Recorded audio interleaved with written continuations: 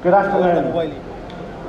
Today I want to share with you an approach that I've used with large corporations, with coaching clients, and also myself to achieve some pretty big goals and amazing results. And I hope that this is an approach that you'll be able to utilize on trying to achieve the 2030 sustainability goals.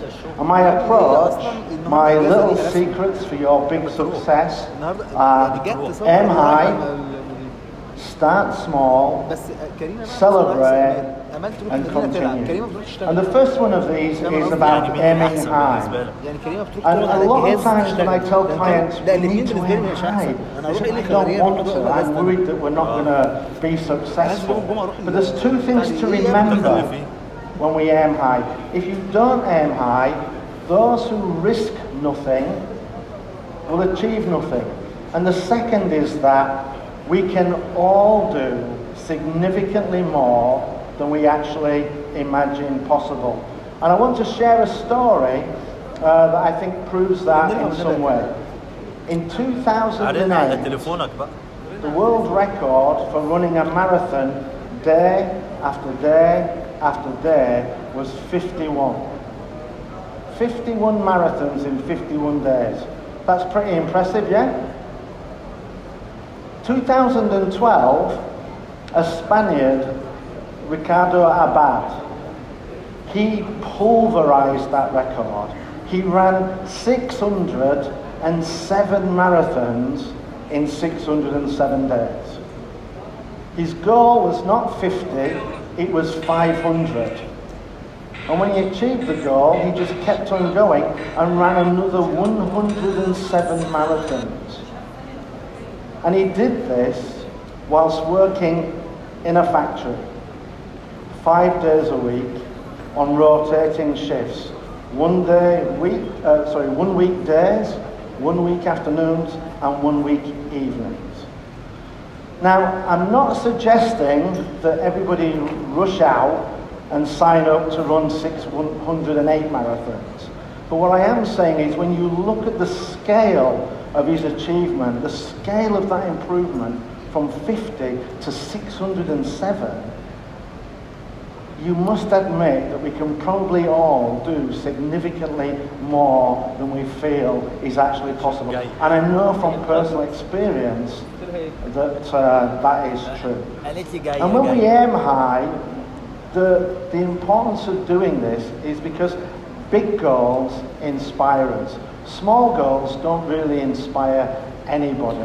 And you might be thinking that, yeah, I'm a little bit afraid to aim too high.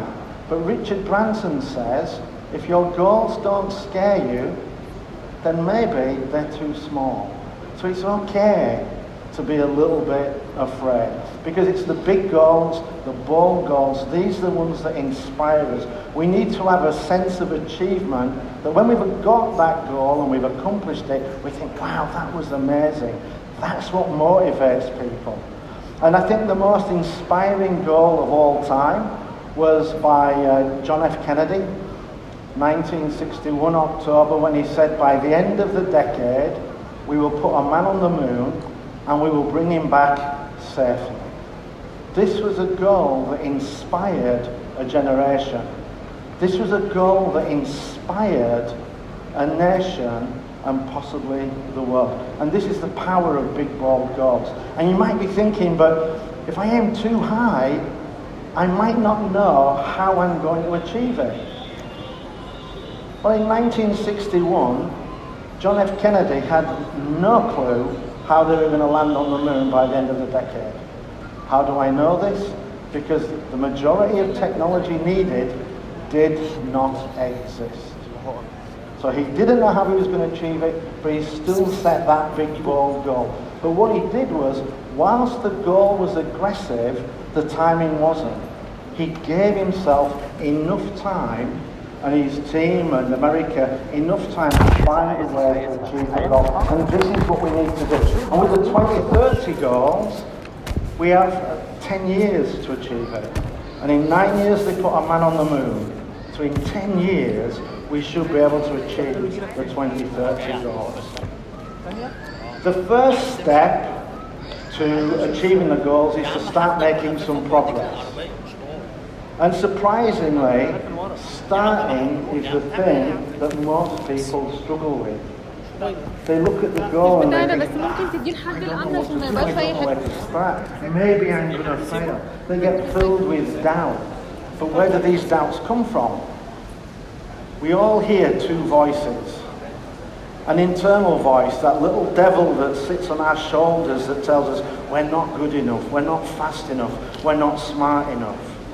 The second voice is external. It's the people around us who tell us, oh, you'll never achieve that, it's too hard, it will never happen in a million years. But these people, they're expressing their doubts, their fears. And we must not let our goals, our dreams, become trapped in the doubts of others. Now, the best way of starting is to find something small, something simple, something easy that you can do, and start with that. When I was 52, I decided I was going to run a marathon. And I told my two best friends, guys, I'm going to run a marathon. And they said, okay, maybe you're a little bit too fat, maybe you're a little bit too old, and maybe you're a little bit too unfit. And yeah, maybe I can't run 42 kilometers. But what I did was I found a plan where that first week, all I had to do was to run for 15 minutes. 15 minutes, the following day, I did that.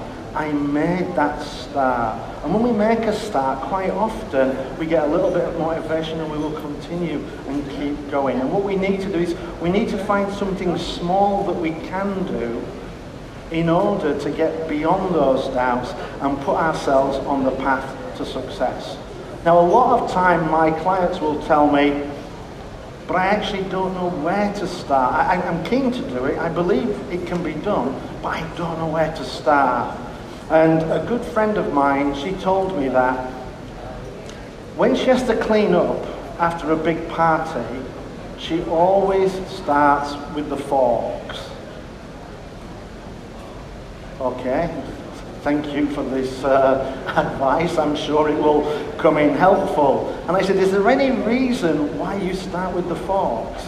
Are the forks special, magical? She said, no. But what they do is they give me a point of departure. Something that I always start with. It gets me out of thinking, where do I start, into doing. And when we go from thinking to doing, we get out of analysis paralysis. And once we start doing, quite often the way to the goal will present itself once we are in action. So we need to find something small that we can do and then choose that and start with it. Because only when we start to take action will we put ourselves on the path to success.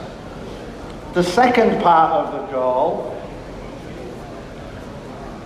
is celebrate. And I cannot overemphasize the importance of celebration. Celebration it has an essential role in our goal achievement. And what we need to do is we need to start celebrating our early successes. Sometimes we need to start by celebrating just effort. And when I tell this to companies, they say, no, we don't do that. We wait until we've achieved the goal, then we celebrate. And I ask them, so how many big goals have you achieved recently? And whilst they're scratching their heads and saying, not very many, I am not surprised. And then I ask them this question: what did you do the first time your infant child took 2 paces and then dropped onto its bottom? And they said, well, we did what every parent does. We cheered, we applauded, we brought our relatives in. And I said, well, why would you do that? It's not like they've just run a marathon. It's not like they've broken the 100-meter Olympic record. And they tell me it's because they took their first steps. They started the journey. I want to encourage them to try again and again and again. Because when they continue to do that, then maybe one day they will learn to walk. And then one day they will learn to run. And maybe they'll run a marathon. That same principle applies for ourselves and our teams when we're setting goals. We need to celebrate those first steps, those first efforts, the early successes. Because recognition, self-esteem, these are fundamental needs that we all have. And the more we recognize people, the more we will encourage them to repeat their effort. And as they repeat it, they might start to become more successful. And what we do is we don't just keep celebrating the first two steps. We keep raising the bar for the recognition. Every time they do something, we raise the bar a little bit higher. And as you do that, people's performance will follow that bar until we achieve the goal. The last part of my approach is the simplest. It is continue. More often than not, sometimes we don't have to work any harder, we don't have to do things any better in order to be successful. Sometimes we just need to repeat the effort. When I tell people that I wrote 1,200 leadership articles in 4 years, people tell me, wow, how did you do that? I did one a day for 1,200 days. I didn't increase the effort, I just repeated what I did. Because more often than not, big successes are just an accumulation of small successes. Sometimes that act of repetition can actually improve our performance. The more we do things, the better we can become at it. There's a great example of that from Derek Sievers, where he talks about a pottery class. Half of it was told that their grade would be based on one pot. They had to make the best pot possible. The better the pot, the higher the score. The second group, they were told that they had to make as many pots as possible. The more pots they make, the higher the score. So one group is measured on quality, one group is measured on quality. At the end, which group do you think produced the best pots? Group number 2. Because as they produced pot after pot after pot, their technique improved. They learned by doing. And it's often these small improvements, this accumulation of small improvements that lead to big improvements that put us on the path to success. So my little secrets to help you achieve your 2030 goals are aim high, and we've already done that quite well with these goals. Start small. Find something that you can do that will get you beyond the doubt and get you into action. And for a lot of these goals, we need to tell people what they need to do. It's no good telling me, end world hunger. You have to tell me something small that I can do in order to help. And that way I can contribute. And when I start to see that improvement and I start to get some recognition for doing it, I will continue to do that. And continue is one of the greatest skills we can develop. As the previous speaker said, consistency. Because perseverance is a talent multiplier. Big successes are often the accumulation of a lot of small successes.